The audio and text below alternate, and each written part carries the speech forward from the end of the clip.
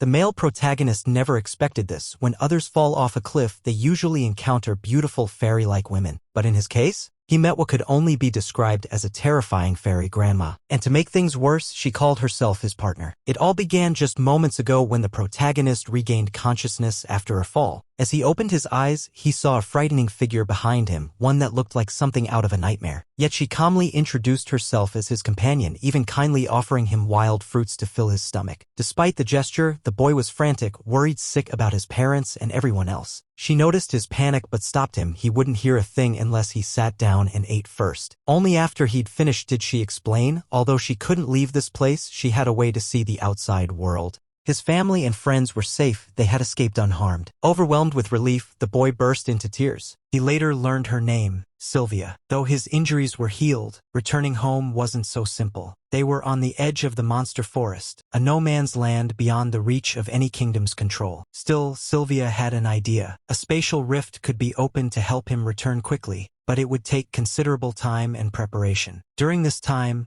she revealed little about herself. Though her appearance was intimidating, enough to scare him multiple times, her heart was unexpectedly kind. One day, Sylvia saw that the boy had successfully built his spiritual foundation despite his young age. She showed off a rare technique, casting magic while simultaneously concentrating mana. Among humans, such a method was virtually unheard of due to their fragmented understanding of mana. Other races, however, could do this naturally. Eager to learn, the boy asked if she could teach him. Sylvia agreed but first asked what he intended to do with the power. The boy immediately recalled the bandits who had attacked his family and friends. Clenching his teeth, he vowed to kill every last one of them. Sylvia wasn't pleased with his answer. When she saw the hatred in his young eyes, her expression grew stern. Was he wrong to want to defeat his enemies? Not exactly. He had once relied on that same hatred to become the strongest king in his past life. But Sylvia patiently guided him. Her hands were strong enough to tear him apart, yet also gentle enough to caress his forehead. Which version did he prefer? Of course, the gentle one, because rage and hatred are easy to ignite and often expressed through violence. While hurting others may feel satisfying in the moment, it only leaves behind endless resentment. She didn't want the life she saved to be used for that purpose.